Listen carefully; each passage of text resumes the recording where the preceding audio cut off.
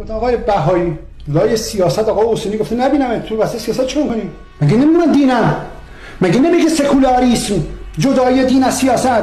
اپوزیسیونیستان اولین گروهی بود که در جهان رفت به مساجد آتش زد. چرا؟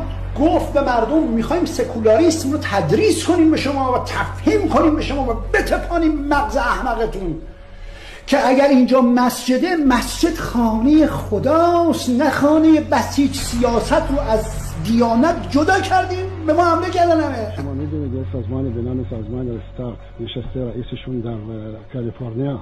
آخه شما دیدید راجع به این جنبش نبود. من صحبت بکنم. خب وقتی که رئیس این سازمان میاد تو امریکا و میاد میگه بکشید، برو مساجد رو آتش بزنید، مراقب بزنید، حمله کنید به خانواده های نیروهای انتظامی، فرزندانشون بکشید. بله. بخواه اسمشون بیارم؟ اسمش محمد حسینی، نشسته قبلا گوینده بود تو تلویزیون ایران. خب این دلیله. مگر این چیه؟